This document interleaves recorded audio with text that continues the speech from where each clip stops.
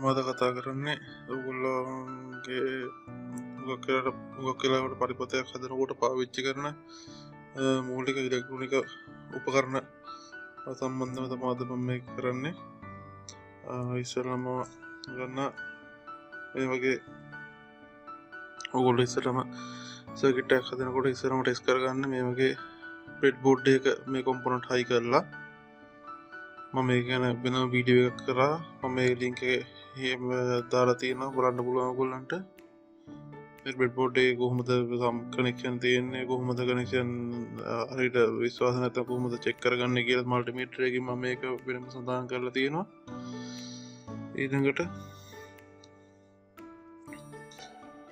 මේ වගේ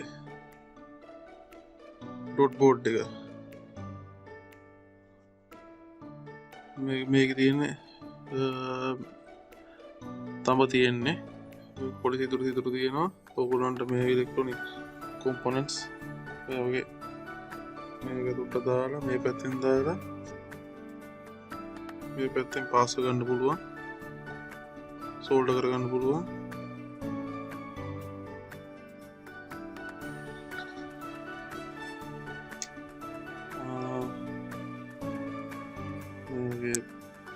resistors මේ පැත්තෙන් දාන්න මේ විදිහට දාලා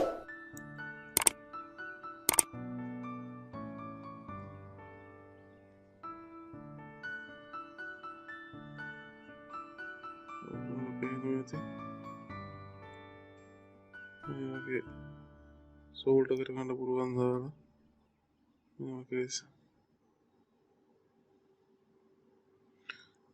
අපි දැන් එක කොම්පොනන්ට් එකකින් එක වෙනම අඳුරගමු. මේ තියෙන ඩොට් බෝඩ් එක මෙන්න මේ වගේ එක තියෙන්නේ කොපර් බෝඩ් එක. ඇත්තටම මේක මොකද PCB එකක් හදාගන්නකොට තමයි මේක පාවිච්චි කරන්නේ. මේක ඉස්සෙල්ලා මේ මතු පිට සුද්ධ කරගන්න ඕනේ දිලිසෙනකම්. මේක උඩ තියෙන කොපර් ගාලා තියෙන්නේ කොපර් ස්තරයක් තියෙන්නේ ස්කාතම්බ ස්තරය. මේක පාවිච්චි කරන PCB එකක් හදාගන්නකොට සර්කිට් එක අන්තිමටම මේ බ්‍රෙඩ් බෝඩ් එකේ හදලා වැඩ කරනවා කියලා කන්ෆර්ම් වුණාට පස්සේ කියන්නේ අපිට සාතික වුණාට පස්සේ අපි ඊළඟට PCB එකක් ඩිසයින් කරලා PCB එකේ මේ විදියට සිදුරු විදලා ඒ ඕනික වේ කොම්පොනන්ට් දාන තැන් වලට සිදුරු විදලා අපි හදා ගන්නවා PCB ඩිසයින් එක. ඒක මේක උඩ තියලා බෝඩ් එක අපි හදා ගන්නවා PCB බෝඩ් එක, සර්කිට් බෝඩ් එක.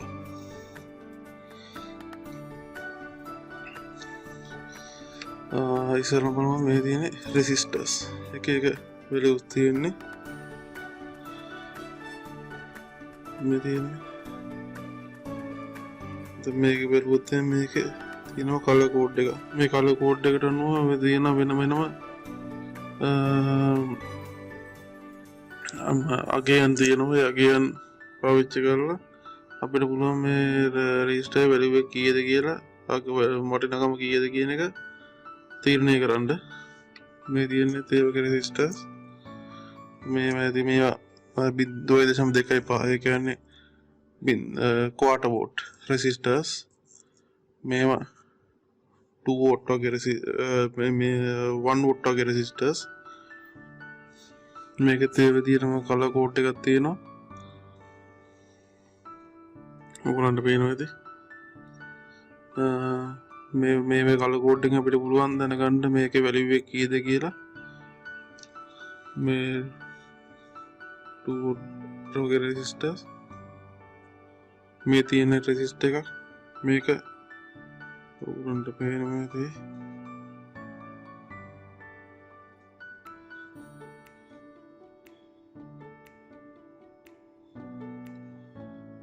මේක 5 වෝට් වගේ රෙසිස්ටර් එකක්.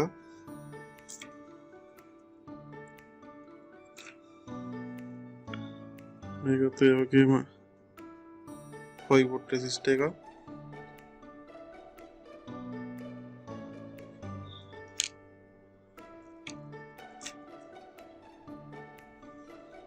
මේක 2 වෝට් එකක්.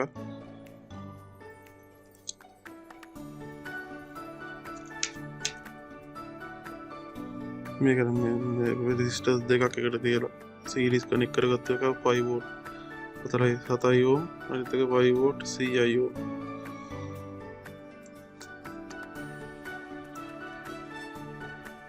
මේ තමයි තියෙන රෙසිස්ටර්ස්.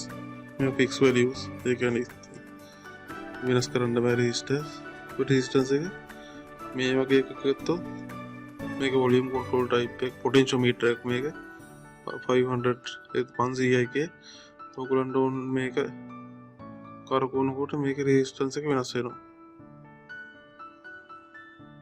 මේ පින් තුනෙන් තමයි අපිට මේක ඕන මේක 5 වෝල්ට් දීලා මේකෙන් තමයි වේරියබල් වෝල්ටේජ් එක ගන්න.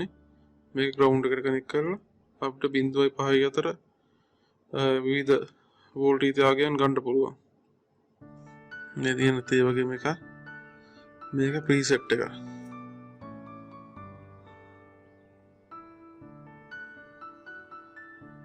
මේකත් ඔයගොල්ලන්ට පේනවා ඇති 10යි 3යි කියලා කරලා තියෙනවා. ඒ කියන්නේ 10යි 3යි කියන්නේ 10යි 0.3. ඒ කියන්නේ 10k 10k preset එකක් මේක. ඒ වගේ තව තියෙනවා මේක preset 10k preset. ඊළඟට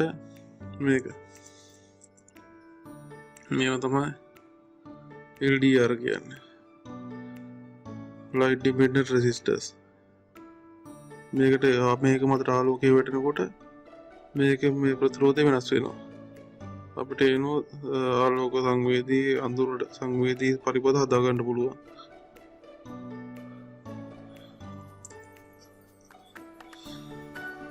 ඊළඟට මේ ට්‍රාන්ස්ෆෝමර් අපිට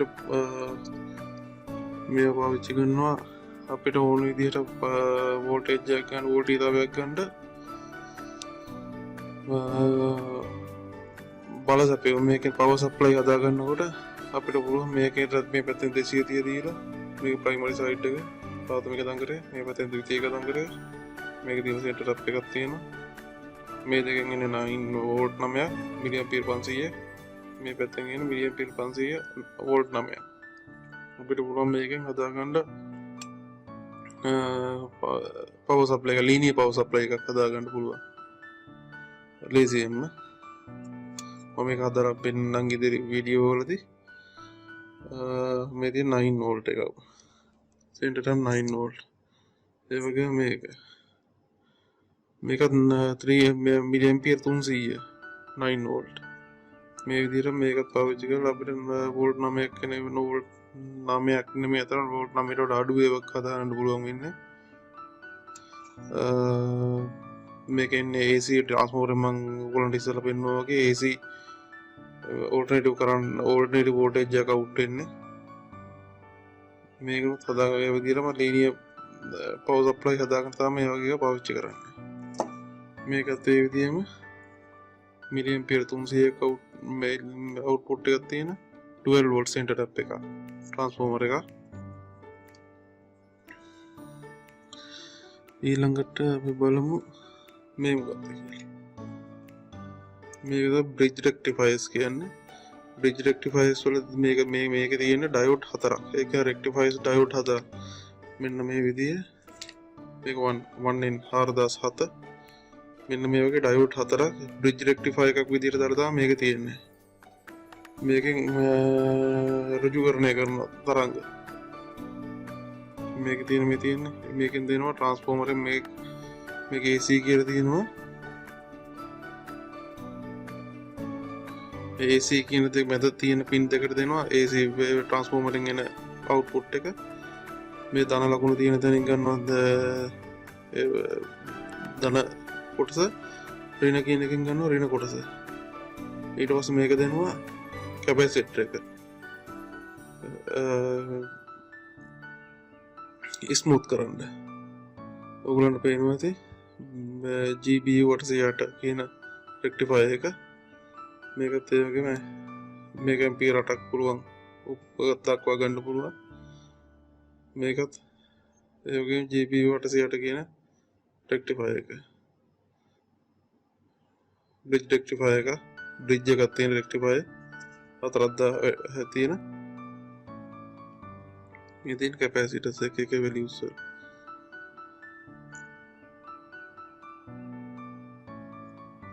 මේක 10 माइक्रोफैरड මේක 310 माइक्रोफैरड ඔයගොල්ලන්ට පේනවද වෝල්ට් 63 කියන්නේ ඒක ඩිස්ට්‍රෝයිංగ్ වෝල්ටේජ් එක කියන්නේ මේක 63ක් වෝල්ට් 63කට වැඩි ගබඩා කරගන්න බෑ මේකෙත් එහෙම වෝල්ට් 63කට වැඩි ගබඩා කරගන්න බෑ ඒක 1000 माइक्रोफैरड එක මේක 330 माइक्रोफैरड ඒ වගේ පොඩි ඒවත් තියෙනවා මේක ඕගොල්ලන්ට පේනවද දන්නේ සඳහන් කරලා තියෙන මේක 10 माइक्रोफैरड වෝල්ට් 50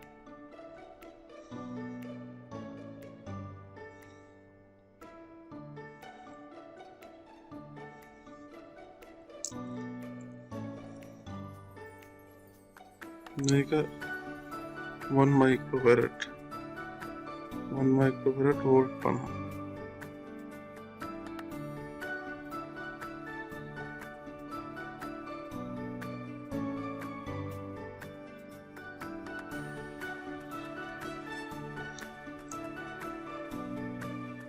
ඊළඟට බලමු මේ මොනවද කියලා මේ තමයි රිලේස්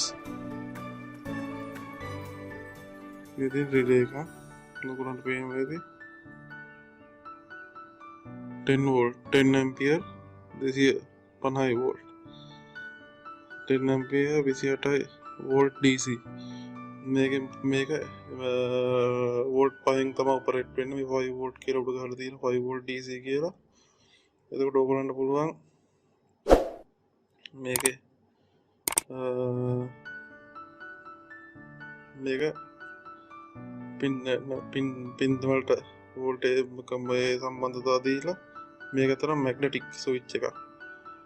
මේකට සම්බන්ධතාව දුන්නාට පස්සේ මම මේ පාලිපදයක් හදලා ඕගොල්ලන්ට පැහැදිලි කරලා පෙන්නනවා ඉදිරියට.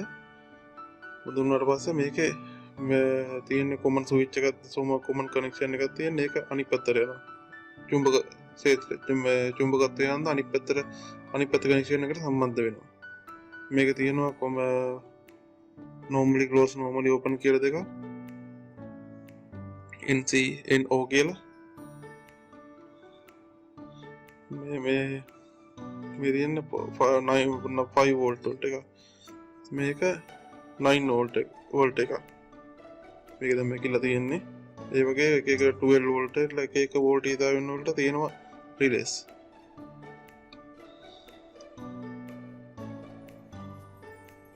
ඊළඟට මේක දන්නවා මේ 9 වෝල්ට් බැටරිස් ඒ කියන්නේ අපිට පෝටබල් ඒ කියන්නේ කරන්ට් එක ගන්න බැරි තැනකට මොකක් හරි පරිපථය සම්බන්ධ කරලා තියෙනවා නම් පොඩි වෙලාවකට මෙන්න මේ වගේ බැටරියකින් අපිට දෙන්න පුළුවන් කරන්ට් එක ටික වෙලාවක්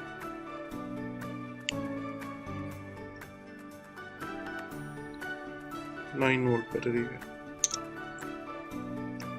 ඊළඟට මෙයා MOSFET transistors මේක 7න් 60 කියන transistor එක මේකත් MOSFET එක සාමාන්‍යයෙන් මේක ගන්නේ ලොකු වෝල්ටේජ් එකක් කන්ට්‍රෝල් කරන්න එක වෝල්ටේජ් වලට එකේ කරන්ට් වලට තියෙන වෙනම MOSFET තියෙනවා ඒ වගේම පොඩි සාමාන්‍ය NPN transistors MOSFET transistors කියන වර්ග දෙකක් මේ තියෙන්නේ වගේ transistors මේක BC 547 කියන transistor එක සාමාන්‍යයෙන් අපි එදිනදා ඉලෙක්ට්‍රොනික පරිපථ වලදී පාවිච්චි කරනවා මේ තේ වගේ transistors තියෙන්නේ මේක තමයි මේවා මේද regulator IC voltage regulator IC මේක 78.5 කියන voltage regulator IC එක මේකත් ඒ වගේ එක 78.5 කියන voltage regulator IC එක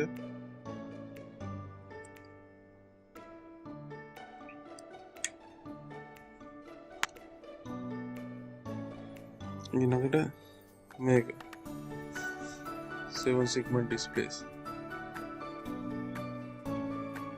මේ වගේ මේක තියෙන ඕන ඔට 1 digit 2 digit වලට වෙන වෙනම තියෙනවා මේ පැත්තට තව එකක් සම්බන්ධ කරලා වෙන වෙනම තියෙනවා ගණ්ඩ වෙළඳ පොලේ එක සයිස් වලට ඕගලන්ට මේ සයිස් එකට ඊට වඩා පොඩියට ඔන්න ඊට වඩා ලොකුවට නම් ඉලක්කම් පෙන්වන්න ඕන නම් ඒ විදිහට තියෙනවා ගණ්ඩ මේක මේ වගේ තමයි තව එක මේ ක්‍රිස්ටල් ඔසිලේටර්ස් මේ වගේ මේ ක්‍රිස්ටල් ඔසිලේටර්ස් මේක පරිපතයකට සංඛ්‍යාතයක් එහෙම දෙන්න ඕන නම් ඔයගොල්ලෝ මේ මොකක්ද පික්සල් කිට් එකක් හදද්දී මේ වගේ දේවල් පාවිච්චි කරනවා මේක හරියට පැහැදිලිව පේන්න මේක 8 MHz ක්‍රිස්ටල් එක මේකත් 8 MHz ක්‍රිස්ටල් එක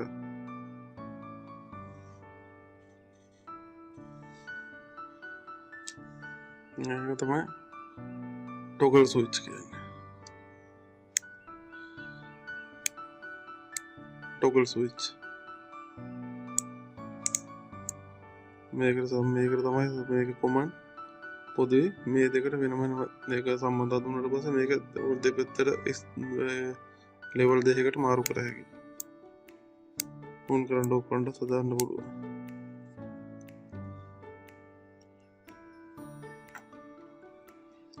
මේ පුෂ් බටන්. මේ තද කරලා තිබ්බට පස්සේ තද කරලා තියලා තරියට පස්සේ ආයෙ පවුට් වෙනවා.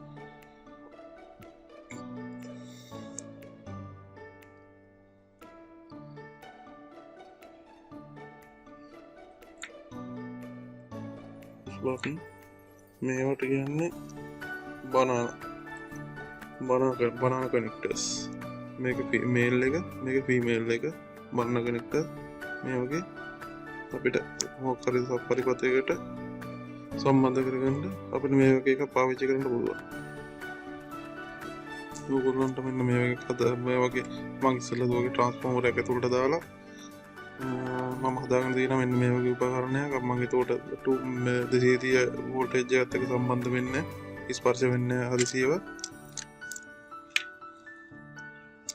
මට පුළුවන් මේකට පිටිපස්සට වයර් එකක් අයි කරලා මේකෙම මේකට සම්බන්ධ කරන්න. ඒකට මට පුළුවන් මෙතනින් අවුට්පුට් එකක් ගන්න. ඒ වගේ දේවල් වලට තමයි මේ බනාන කනෙක්ටර්ස් පාවිච්චි කරන්නේ. මේක සාමාන්‍ය රතු කියන ධන කියලා ගන්න මේ කළු එක ඍණ කියලා තමයි සලකන්නේ. ඒ විදිහම තමයි.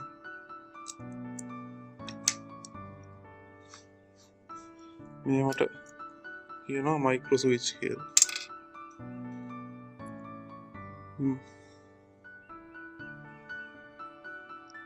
මේ වගේ පොඩි ස්විච්.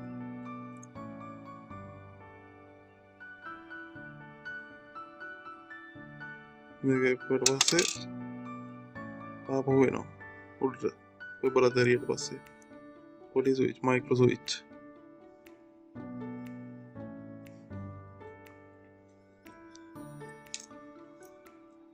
ඊළඟට මේ IC සංග්‍රහිත පරිපත මේ දෙන්නේ එක IC තියෙනවා ලොජික් IC තියෙනවා මේක ලොජික් IC මේවා 74 D flip flop එක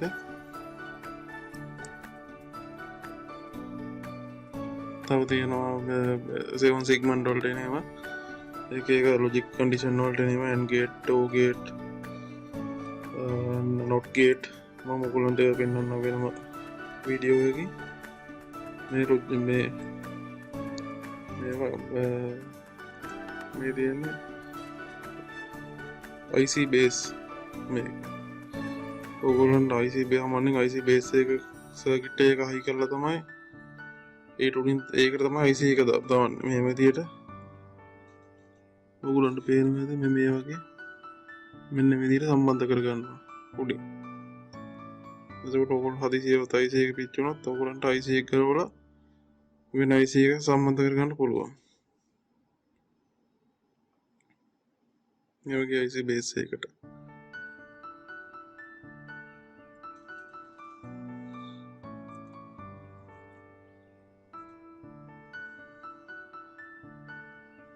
මෙතේ වගේ IC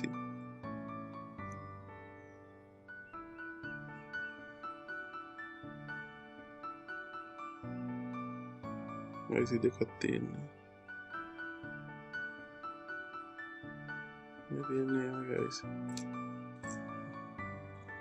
මේ තියෙන pick IC programmable integrated program කරන්න පුළුවන්. මේ pick IC එක pick 16i877 කියන IC එක. මේකේ pin 40ක් තියෙනවා. microchip මේ pick circuit එකම හදනකොට මේක තමයි program කරන්න. මේ pin වෙනම program කරන්න පුළුවන් input output විදියට. pick circuit එක හදනකොට මම ඔයගොල්ලන්ට පෙන්නන්න. මේවා ප්‍රෝග්‍රෑම් කරන්න පුළුවන්. අපිට කැමති විදිහට ප්‍රෝග්‍රෑම් කරන්න පුළුවන්. ඒ වුණාට මේ වගේ IC එක ප්‍රෝග්‍රෑම් කරන්න බෑ. මේවා ෆික්ස්. මේ තියෙන ලොජික් එක ෆික්ස් ලොජික් එකක් තියෙන. මේක ඇතුලේ තියෙන වෙනස් කරන්න බෑ. මේකට මේක ඇතුලේ තියෙන වෙනස් කරන්න පුළුවන්. මේ IC එක මොකද පරිතාම සිස්ටම් එකක් නැත්නම් පද්ධතියක් පාලනය කරනකොට අපිට මේ වගේ එකක් පාවිච්චි කරලා අපිට පුළුවන් අපිට කැමති ලොජික් කන්ඩිෂන් දාලා අපිට ප්‍රෝග්‍රෑම් එකක් දීලා ලෝඩ් කරන්න මේකට. ඊට පස්සේ මේ පින් වලින් අවුට් පින් තියෙනවා ඉන්පුට් අවුට්පුට් දුන්නට පස්සේ ඒවා වැඩ කරනවා. මේ තියෙන තේ වගේ ICs දෙකක්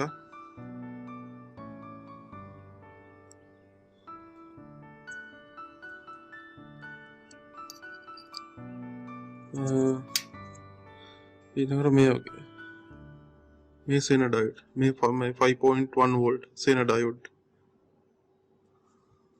මේ තියෙන්නේ rectifier ගියදුවා වගේ මේ rectifier diode 1 in 4007 කියන rectifier diode එක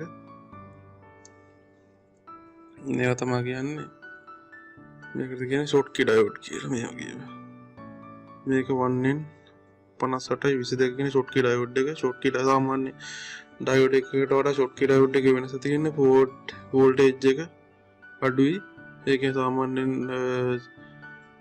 සිලිකන් එක ගන්න 0.3යි ජර්මනියම් එක නම්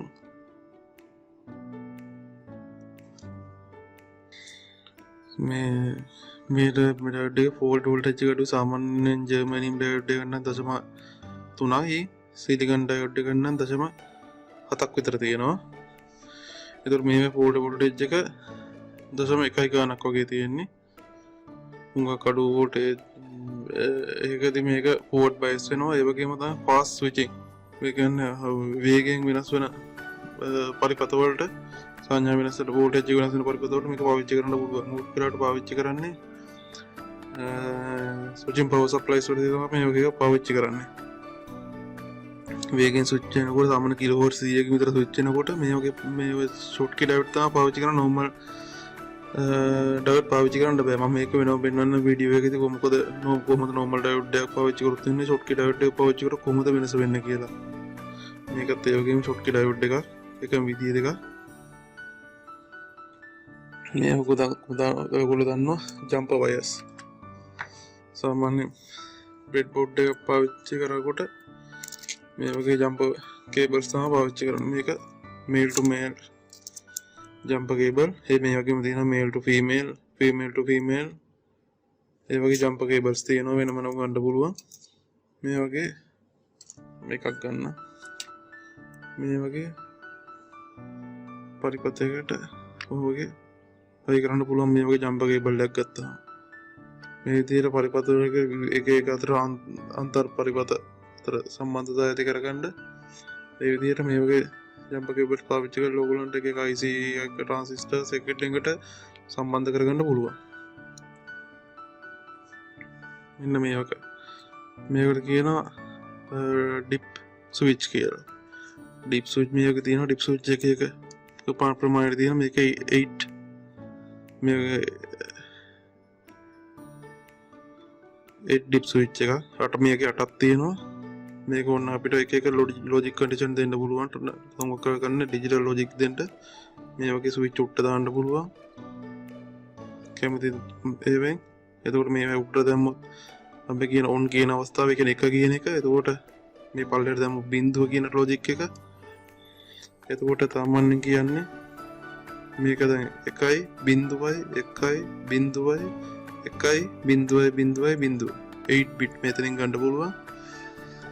ඒ වගේම මේක 4 බිට් ඩිප් ස්විච් එකක්.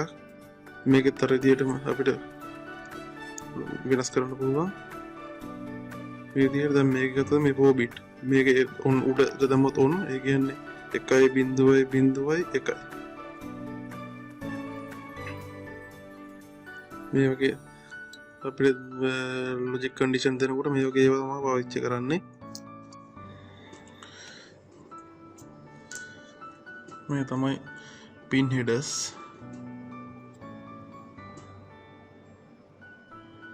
මේක ෆීමේල් පින් හෙඩර් එක. ඔයගොල්ලන්ට සර්කිට් එකකට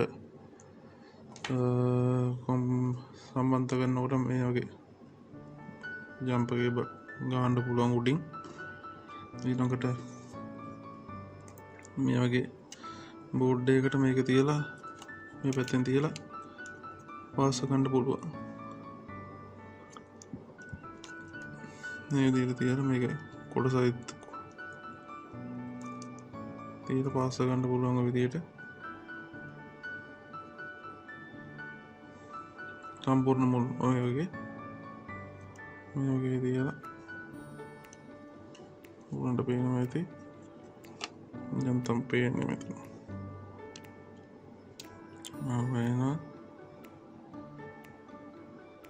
මෙන්න මේ වෙන් තියලා ඊයන් තියා ගන්න පුළුවන්. ඊට පස්සේ මේවට ජම්ප් කේබල්ස් දාලා ඕන්න ඉන්පුට් දෙන්නත් පුළුවන් අවුට්පුට් ගන්නත් පුළුවන්. ඒ විදිහට තමයි මේ වගේ ෆීමේල් ජම්ප් කේබල් එක ෆීමේල් ජම්ප් පින් හෙඩර් එක පාවිච්චි කරන්නේ. ඒ වගේම තියෙනවා මේල් පින් හෙඩර් එක මේ වගේ. මේකත් ඒ විදිහටම ෆුට් බෝඩ් එකට සම්බන්ධ කරන්න පුළුවන්. මේ වගේ ඔයගොල්ලන්ට පේනවා ඇති. මේ වගේ සම්බන්ධ කරලා මේ වගේ ජම්ප් කේබල්ස් වලින් ඉන්පුට් අවුට්පුට් ගන්න දෙන්න පුළුවන්. මේක ගායි කරන්නේ ෆීමේල් පින් හෙඩර්ස් ෆීමේල් ජම්ප් කේබල්. මේකට මේල් ජම්ප් කේබල් මේ හයි කරලා තියෙනවා වගේ.